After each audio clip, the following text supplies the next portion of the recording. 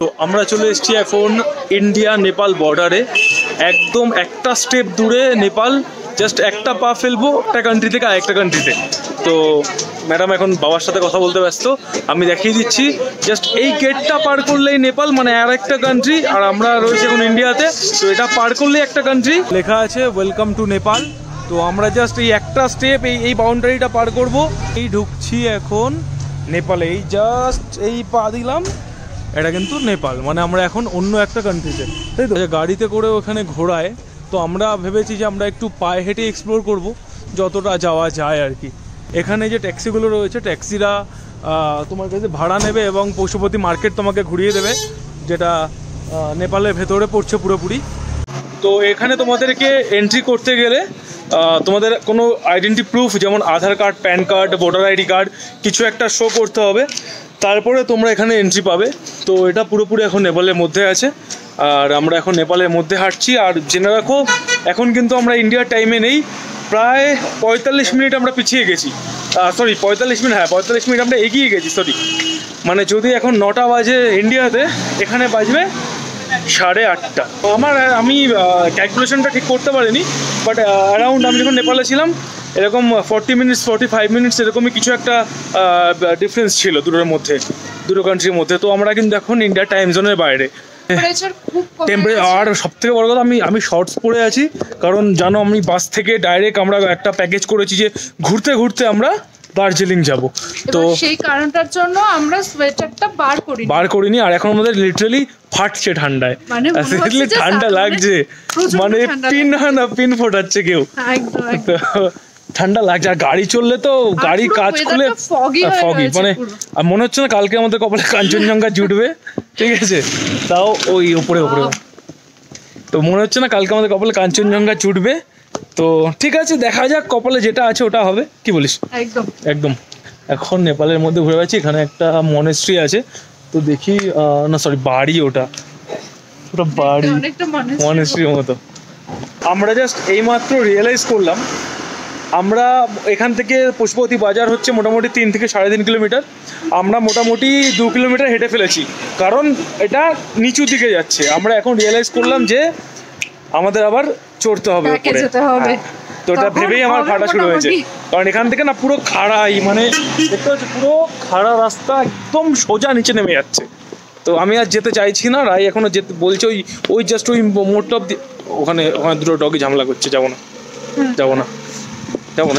এই ওখানে খেয়ে করছে ওরা, যাবি? থাক রে, পাহাড়ি কুকুর, থাক। আবার আসার সময় যদি ধরে, হাস্কির মতো, ওটা পুরো হাস্কি। এখানে হাস্কি রাস্তায় ঘুরছে স্ট্রিট ডগের সাথে, এখানে হাস্কি রাস্তায় ঘুরছে, আমরা ওখানে হাস্কি খুঁজে পাগল হয়ে যায়, মানে অনেক দাম নেয় না হাস্কি, আর এখানে রাস্তায় ঘুরছে হাস্কি, কোনো ব্যাপার না। তো এই যে লাস্ট আমি এই অবধি আসতে চেয়েছি, আর এর থেকে বেশি যেতে চাইছি না। একটা ভিউ পয়েন্ট ওখানে আমি দেখতে পাচ্ছি আপাতত, তো ওটাই তোমাদের একটা ছোট ভিউ দেখিয়ে দেবো। এরপর তুই কেন ফ্রেমের বাইরে চলে যাচ্ছি বারবার? ও দেখতে এত মজবুত হয়ে যাচ্ছে এই জায়গাটা। আমি এইটার কথা বলছিলাম, যেখানে উঠতে গেলে যে এত কষ্ট হবে এখান থেকে উঠতে গেলে।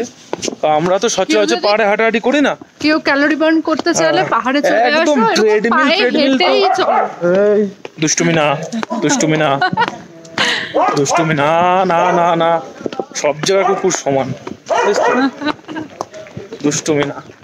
জাস্ট এখান থেকে ভিউ পয়েন্টটা এখান থেকে দেখাবো, আর তারপরে ব্যাকে যাবো। আর পাচ্ছি না হাঁটতে, মানে উঠতে হবে তো এখনো, এটা ভাবলেই তো ভয় লাগছে, লিটারালি ভয় লাগছে। এখানে জাস্ট এই ভিউটা আছে, এটা কিন্তু আমরা নেপালের ভেতরেই আছি। ওইদিকে চলে যাচ্ছে, আরো যেতে হবে, যদি পশুপতিনাথ টেম্পল না, কিন্তু পশুপতিনাথ মার্কেটে যেতে হয়। এক্সপিরিয়েন্স বল। এখনো হাত ধরে গেছে, এখনো 20% উঠিনি, কষ্ট হচ্ছে, মানে আমার রাস্তা শেষ হয়ে যাক, আর মানে নেমে গেছে তো তত্তর করে নেমে গেছে। আমি তাও লাস্ট ইয়ার নেপালে গিয়ে একটা এক্সপিরিয়েন্স হয়েছিল যে কতটা প্রেশার লাগবে পায়ে, বাট ওর কি হয়েছে, ও তো কনফিডেন্সের সাথে নেমে গেছে। এবার নেমে গিয়ে ব্যাস, তার মধ্যে কোনো হাস্কিগুলো আবার মারামারি শুরু করেছিল। ওই দেখে আবার দাঁড়িয়েছিলাম কিছুক্ষণ। দাঁড়ালেই পাহাড়ে একটা জিনিস আছে, তুমি যদি দাঁড়াও রেস্ট করার জন্য, ব্যাস হয়ে গেল, তারপরে যাওয়া খুব টাফ হয়ে যায়। মানে ওঠা, হেঁটে ওঠা। তো আমরা অলমোস্ট 40% রাস্তা কমপ্লিট করে ফেলেছি উপরে চড়াই, আর 60% ভগবানের নামে আসছে। একটা ডগি আসছে আমাদের কাছে, আসছে না আমাদের কাছে, আসছে না, চলে গেল। ওই যে ভগবানের নাম করে জয় ভোলেনাথ বলে গাড়ি অবধি চলে যাই। এখনো দুটো জায়গা হেঁটে ঘুরতে হবে, কারণ পাহাড় মানেই হাঁটা, এটা মাথায় রাখতে হবে। বস এখানে গাড়ি নিয়ে আসো, আমি গাড়ি পুরো টোটাল প্যাকেজে বুক করেছি, তাও তোমাকে কম করে 3-3.5 কিলোমিটার, 2 কিলোমিটার অ্যাটলিস্ট হাঁটতেই হবে। আর পাহাড়ে 2 কিলোমিটার মানে আমাদের সোজা রাস্তা সেটা 5 কিলোমিটার, এটা মাথায় রাখতে হবে। কিন্তু হেঁটে যে মজাটা রয়েছে, হ্যাঁ হেঁটে যে মজাটা আছে গাড়িতে হবে না, এটা একদম সোজা বাংলা কথা। তো আজকে ভিডিওটাতে শুধুমাত্র এটুকুই।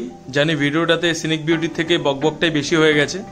তো আগেই থাম্বনেলে দেখেছো তোমরা যে ভিডিওটা এক্সপিরিয়েন্স ভিডিও, আর এক্সপিরিয়েন্স ভিডিওতে বকবকটাই বেশি থাকে। আমরা আমাদের এক্সপিরিয়েন্সটা শেয়ার করেছি। তো আজকে ভিডিওটাতে শুধুমাত্র এটুকুই। পরে ভিডিও আসছে এটাতে পুরোপুরি সিনিক বিউটি দেখানো হয়েছে, তো সেটার জন্য অপেক্ষা করো। ততদিনের জন্য ভালো থেকো, সুস্থ থেকো, দেখা হচ্ছে পরের ভিডিওতে।